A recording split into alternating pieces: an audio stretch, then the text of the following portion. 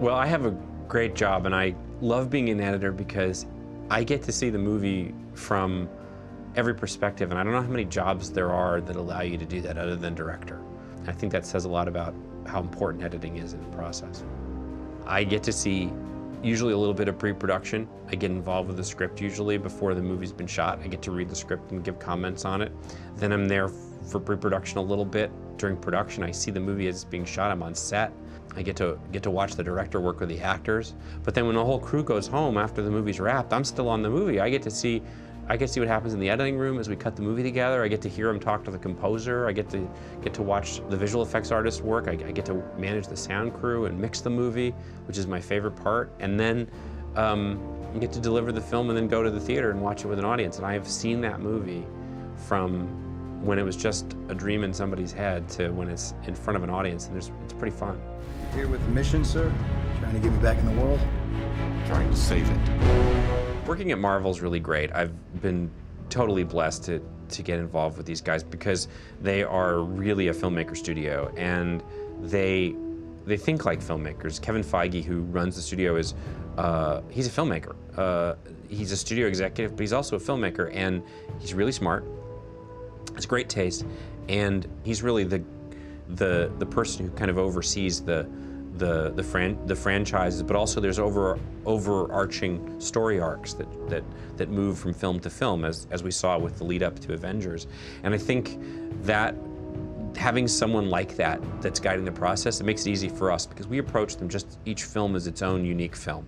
There are maybe references to the other movies. There may be some demand that the movie has to lead into the next film, but we don't ever feel that because the films are each unique experiences. They're stories that have to work as standalone movies. The Avengers is a culmination of a series of Marvel films, but it's my hope, and we tried really hard to make that movie a lot of fun for people who had never ever seen another Marvel movie. What are you asking me to do? It's called the Avengers Initiative. No matter what kind of movie you're making, you're working on a team, and it's a big team. There's pre-production, production, post-production, and those three worlds sometimes overlap, but you're having to really work with a lot of different people, and they're all using their own different systems for things. So keeping everybody together, working together is really crucial. We had 2 editors the whole time. We had 2 firsts and 1 second, which is Matt, and then myself, an assist, and 1 apprentice, and 2 VFX editors as well. You know, over 1 million feet of dailies, 92-day shoot for first unit, a 47-day shoot for second unit. It was the amount of material and media coming into us was enormous, and it didn't stop. Media management is important, and we have a team of assistants that are incredible. We couldn't make these movies without them, especially the big complex films that have a lot of footage.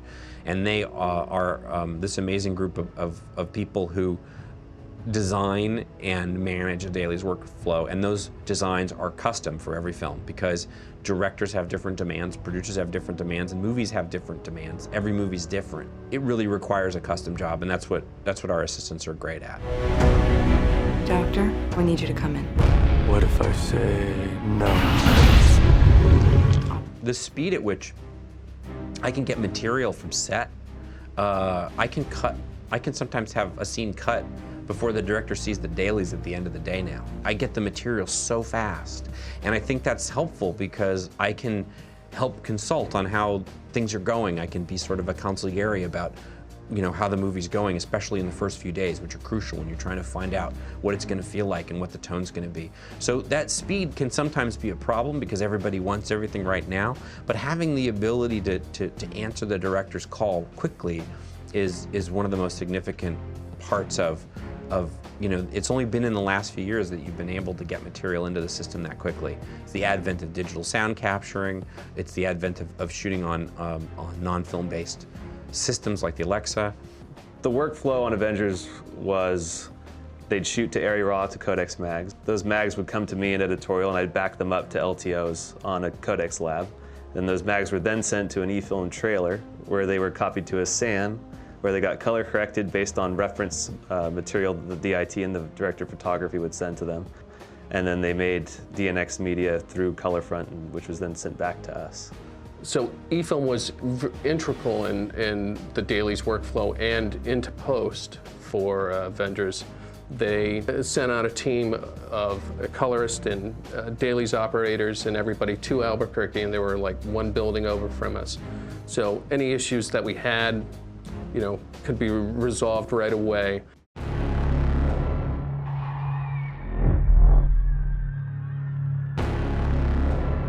War has started.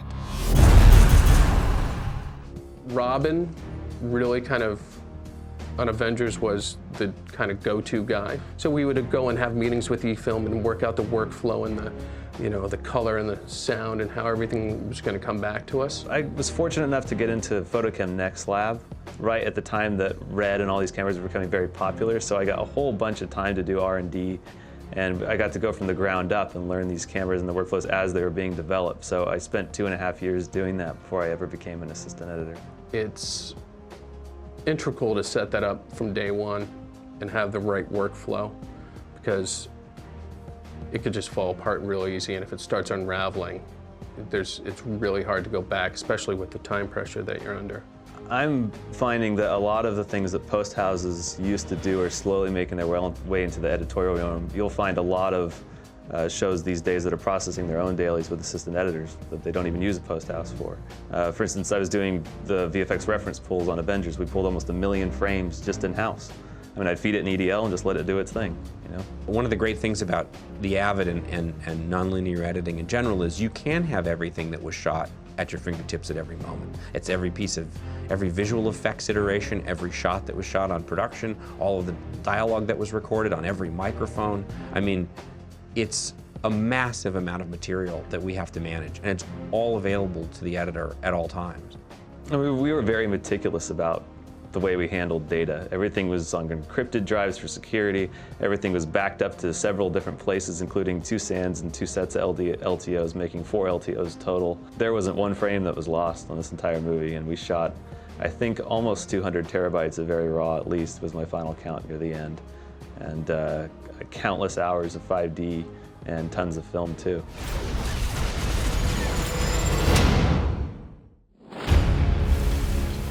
We have an incredible visual effects department on the Marvel movies. I mean, the supervisor on Avengers was this guy named Yannick Sears, and he's better at his job than anybody I've ever seen. He's just amazing, and he is the reason that movie is as spectacular as it is, because he understands how to make these amazing shots and how to deliver them for the director. With, you know, 2-3 visual effects editors, thousands of shots. You know, we had 2 3D editors that handled all the 3D stuff to kind of feed off the craziness of visual effects films and the complexity of it all. Before we turn over shots to the visual effects department, we start working on them on the Media Composer. It allows you really powerful compositing tools. It allows you to do really complex tracking, stabilize shots. I mean, you'd be shocked some of the complex effects that they pull off just so the director can get a basic idea of what it's eventually going to look like. Then, if it's a little too complicated for the Avid, they bring in the previs and the post-viz, and then eventually those get replaced with the effects shots and so on, and you get your finished product in the end. But I couldn't even begin to tell you how many layers and animats and Spectre keys and 3D warps there were on this show. It was absolutely amazing. So that you know before you move on with your edit that you're going to be able to make this work when it does move on to the more advanced visual effects stages. It's incredibly flexible and useful. A main plate is essentially something that's going to be used in the film, that's going to be comped on, that's going to have a lot of effects work put into it. A reference plate is simply reference material that the VFX houses use to gauge lighting and costumes and all that other kind of stuff. Stuff that isn't actually going to be in the film, but it's used to help create those main plates. The main plates were pulled on a Colorfront system at eFilm where they were pre-timed, and then all the reference plates were done in-house and editorial on a Codex lab and sent log DPX straight out of the lab. When you're cutting a film that has a lot of visual effects and you have characters that are going to be added later as CG characters, you have to work in a slightly different way. Typically what happens is, like for the Hulk, who is a fully CG character, when Mark Ruffalo goes away and transforms, then our Hulk is all CG. He was built by ILM. For a character like the Hulk, they need to have a really sophisticated and detailed movement reference. And for this film, we wanted that to be Mark Ruffalo. We wanted Mark to perform the motion capture so that the Hulk's movements, his body language, all those fractal things that you can't really define, still feel like Mark. And we were able to get him to do it. So his facial expressions, his movements and so forth, those are derived from Mark Ruffalo's performance. And I cut those with Joss and made decisions about those just the way I would make the decisions about the performance of any actor with the director. We wanted to be involved in choosing the performances that created that visual effect. So, like I said before, it's really not any different than editing anything. You're editing performance. That performance is being attached to a really complex digital image that turns into a digital character, but the movement and the authenticity of the movement and the facial expression, that's the director and I making those decisions and sending it on to the visual effects department. So it's really editing at every level. Guys, I'm bringing the party to you.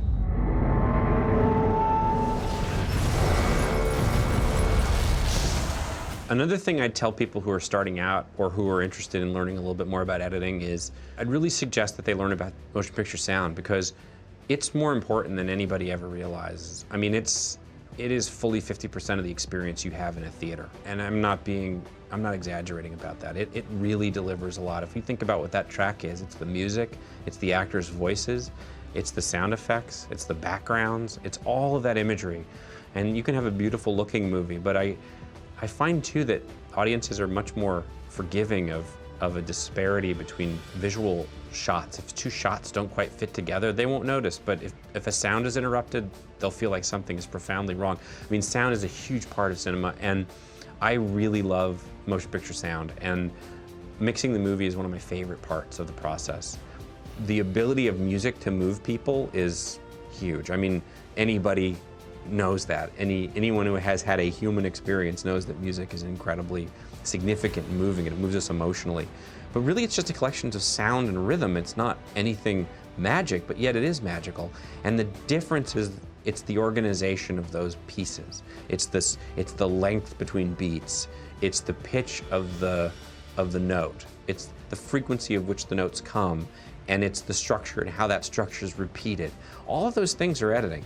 I tend to not edit with temp music until I've got a pretty good cut of the scene, and then I want to apply music to the scene. But I don't want to put music on the scene while I'm editing it, because it's going to affect my rhythmic perception of how the scene's playing. And I think a movie should be able to be screened without any music and have its own rhythm and have its own pace and have its own drive and affect you emotionally without any underscore and any music at all.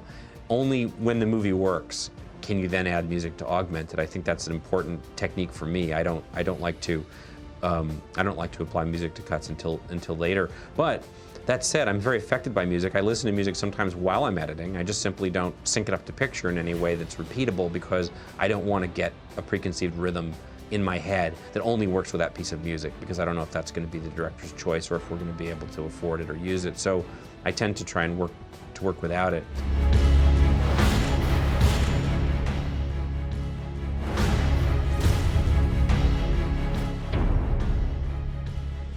Maybe the single most important thing that's happened since the advent of nonlinear editing is DNX36, which is this high definition resolution. And it's been around for a few years now. We all take it for granted, but the ability to see that image at that level of resolution, it is an absolutely essential tool. Advances in technology in image capture and nonlinear editing have made it possible for pretty much anyone to go out and self-finance a feature film. And I think that if I were starting out today, I would probably have a lot more opportunities to edit, because there'd be a lot more of these films being made. When I was coming out of film school, if you wanted to make a movie with the kind of resolution and at the quality that we see today, you would have had to spend minimum $100,000, maybe more. Some people were spending, $1 million, $2 million to make these small independent films back in the early 90s. And now you can make a film with the same image quality for tens of thousands of dollars, maybe $25,000, $30,000. Is the movie going to be any better? Well, that depends on your screenplay and your actors and your editor. But the ability to do this now is is amazing. And I think that young editors today are going to have more opportunities to work on movies, you know, because they're not, it's less of a risk because you're spending a lot less money and people can really get their own personal visions out there.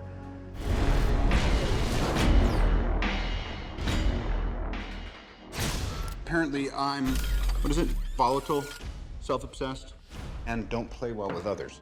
Well, I think if you want to edit motion pictures, you know, narrative feature motion pictures, you gotta understand acting. You have to take an acting class. You gotta learn how actors work. The more you know about performance and how performance art is created by that actor, the better you're gonna be, because those guys are doing something that's craft. They're working. They're not just movie stars, they're really talented craftspeople. They come in and they do their job, and it's a job, and there's a technique, and you can learn it, and you can do it too. But I'm never gonna be a good actor. I don't have it in me, I don't have that talent. But when I watch these guys work, I can see how they're working. I can understand their process a little bit more if I know a little bit about how they learned how to do what they do. So I encourage everybody to take an acting class. It's a lot of fun. You're gonna learn a lot about yourself.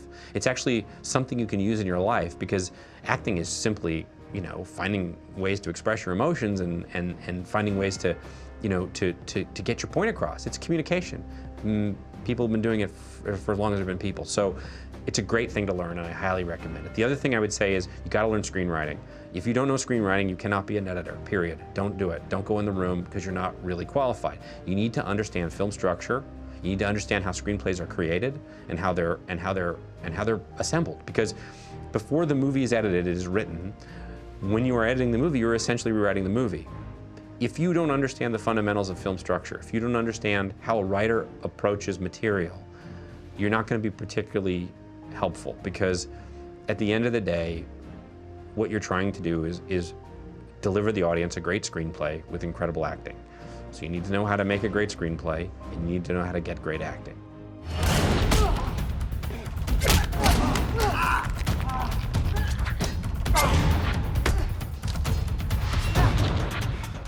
I have been really lucky in my career because I've been able to work on a lot of different kind of movies. I've worked on big budget films, I've worked on tiny, small budget movies, I've worked on comedies, I've worked on dramas, I've worked on a horror movie. I've gotten to do a lot of different things. And I think that's important. I think for me, exploring these different genres, working with a lot of amazing actors and incredible directors and writers, I mean, I've just been so fortunate. I can't even believe it sometimes. I've just never thought that I would be able to work at this level with these great people. But I think it is important to stretch, and the films that I've done at Marvel, you know, I can't lie, they're really fun, and it is not difficult to go to work in the morning because you know, spending the day making these films is, you know, it's like being a kid, and these are movies that, you know, my son's gonna love when he's old enough to see them, because, and I want him to be cool. I don't want my son to tell me, hey, I saw Avengers, it was okay. I mean, that would be devastating. I mean, when he sees this, when he's old enough to see it, I want to make sure it's a really good movie. So I think it's important to find stuff that you can be personally involved with. In other words, you have an emotional attachment to it. So when people ask me what kind of movies should I try to work on if I want to break into the business, I'm like, what kind of movies do you like? What moves you? What makes you excited about cinema? What kind of films did you see when you were a kid that started you off? That's the stuff you should be working on. It's the stuff that really excites you and makes you feel like you're part of it. I mean, it's the stuff that you would go see if somebody wasn't paying you. They'll pay you to do it. I think you have to find the stuff that you really love.